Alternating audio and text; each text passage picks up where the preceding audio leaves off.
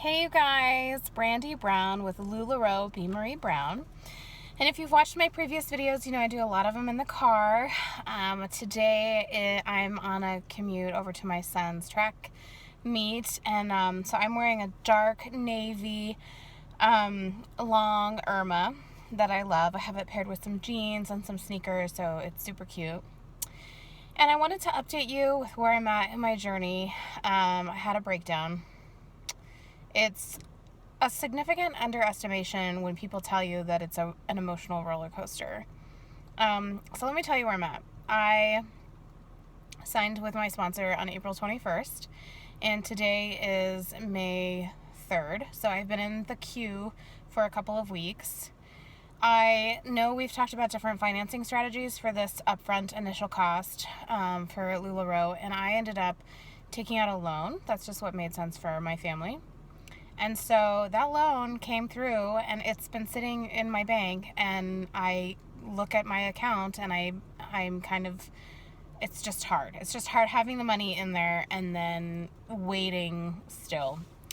LuLaRoe is onboarding so many consultants a day, and the last that I heard is I still have about 5 or 6 more weeks to go. So I was initially thinking that I would onboard in May, and now it looks like I might onboard even at the end of June, like after school's out. So yesterday, two of my kids had the flu. Our dog had to have emergency surgery. He might have cancer. It was like a whirlwind of a day. So not to discredit my husband at all, but it was just one of those days where things just sucked. Things just really sucked.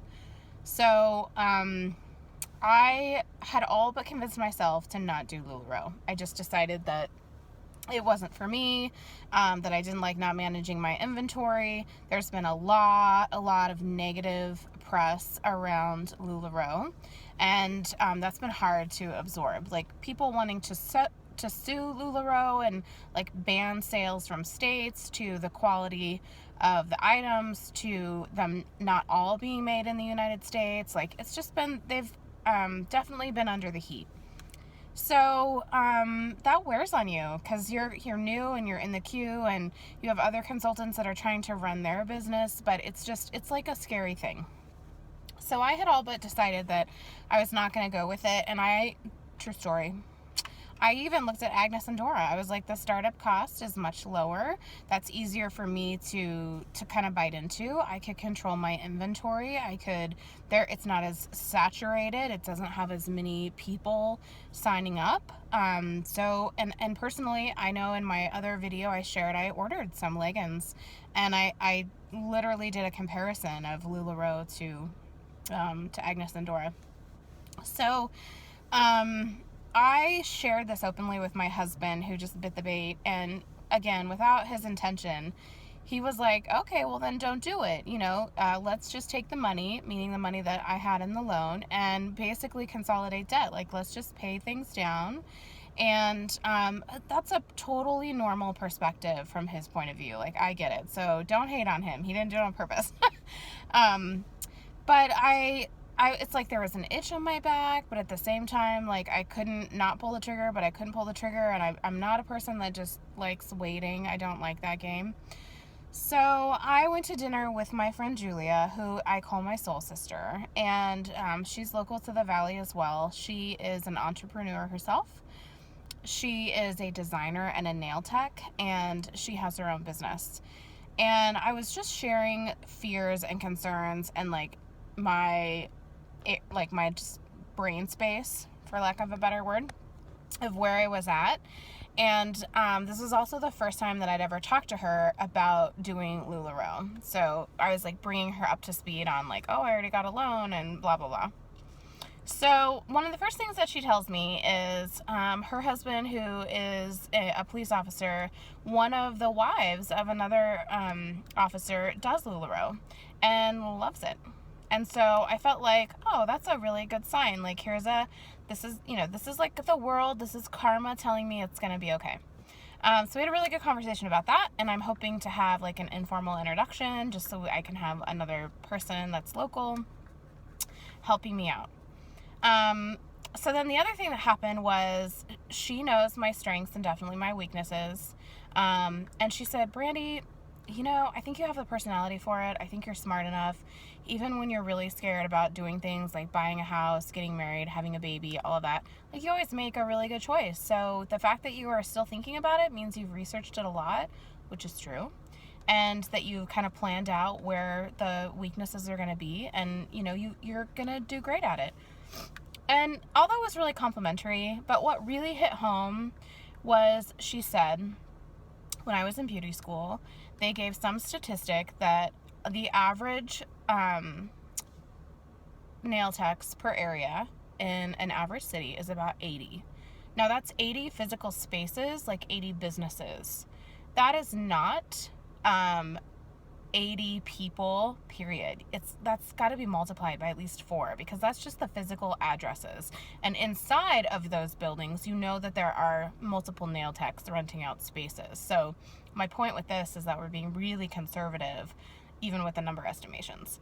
And she said, I've moved salons a couple of times. I have built up my own clientele. I've had to go through customer service. And she said that fear doesn't ever really go away. It's just part of the entrepreneurial needle, and you will get used to it and you will adjust. But she said, even though there's so many LuLaRoe consultants, and even though there's so many nail techs, we're all busy. She is busy. She's booking nail appointments. She is not taking new clients. She turns people away sometimes. And that's kind of the same philosophy with LuLaRoe. There's a bunch of us. People have been talking about oversaturation. And she said, one of the things I really love is I don't feel guilty from shopping for you versus shopping from another person, because y'all have different inventory. And that was truly a great point. And that, combined with conversations with my sponsor, made me turn the ship around. So I'm back on board again. If any of you have ever had these fears that are totally rational about, oh my gosh, I'm going to fail, I don't want to be that Facebook person that's constantly sending out 10 invites to everybody, and be like that annoying person. If you've thought about, hey, there's some things that don't really make sense. Like, in the queue, you're supposed to go through 30 days, 30 or 50 things you could do in your checklist. Well, one of the things is to kind of prep your LuLaRoe space, your room or whatever. So when you think about prepping that, you think about the signage, you think about what that's going to look and feel like, how you're going to store things, what kind of hangers you're going to get, the storage bins, if you're going to allow people to come shop in your home or your garage, making that space feel welcoming. And then you just need like other random supplies, like the labeler and a shipping account and packaging tape and poly mailers. And so one of the confusing things is, in the contract that you sign, it says, they don't have to onboard you. You're technically, you're in the queue and you're like halfway there, but they don't have to accept you. And if you go out and spend all this money setting your stuff up, which mentally and emotionally feels good, because you're getting ready, if for some reason you don't make it, you don't get any of that back. And so that part's a little hard for me. I do not believe that many consultants get turned away. I looked into that a little bit more. I posted on a couple other groups, and they said, that's just like really a preventative. It's so if you've done like embezzlement or fraud, that they have the right to turn you away. So it's extremely unlikely that that's actually going to happen, especially to me, because I have never done either of those things. But still, it made me think, okay, I have everything loaded in my Amazon shopping cart. It's on a LuLaRoe list as far as what I'm going to purchase there. And there are just a very few things that I'm not going to get from Amazon. So I'm a Prime member, right? So I get things in like 2 days. So after I get my onboarding call, that's when I'm actually that's when I'm going to be putting it together. That's when I'm going to place the order. And, so it's really hard. And so I feel like now I have to just kind of sit, because if you kind of munch at the homework pieces that you have when you get into those prospective Q groups, if you're like me, some of the things you don't need for homework, and others of them you kind of power through. So you're kind of left a little bit in the dark, because some of the questions you can't really get answers to because you're not really a consultant yet, and then other questions it's kind of easy, but self-sufficient. And then, then there's just like other things like, you kind of get bored. So my next step while I'm in the queue is I'm going to research and talk with a professional tax accountant and see what I can write off in a small business. I know what tax form I have, and I know that I'm registered as an independent contractor through LuLaRoe, but I want to know how I should best be tracking these purchases. So if I can write off part of my phone bill, if I can write off part of my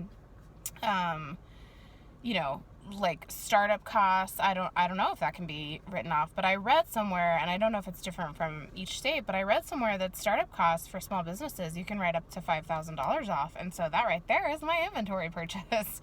But things like the labeler and the poly mailers and the shipping stuff and the tissue paper and the thank you stickers and the internet, my phone, like all of that stuff can be kind of written off, I think. So I'm going to look into that a little bit more and get some advice on how I should be tracking things, and then how, what types of things I can kind of write off. So that could be a good win for me too.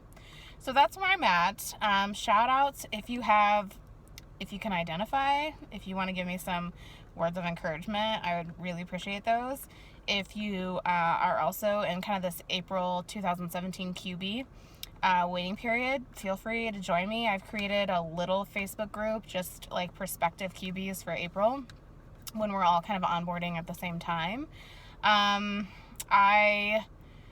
I'm still happy that I'm doing this, and I'm nervous, and it feels weird to admit, like, oh, I was thinking I might not do LuLaRoe, and like, here's why. And part of me is like, I wonder if that is intentional. Like, if I had the option to onboard the same day, would I have still had these feelings, or is it just like the mental kind of worry game that happens? So that's where I'm at, and it's like, it's bloody hot here. It's so terrible. It was raining a couple weeks ago, and we were complaining about the rain, and now it's like 90 degrees, you guys, and it's so, it's so bad. I know there are some of you out there in states that are so much hotter, and so I'm like preaching to the choir right now when I'm complaining on my little pedestal. So anyhow, talk to you soon. Cheers.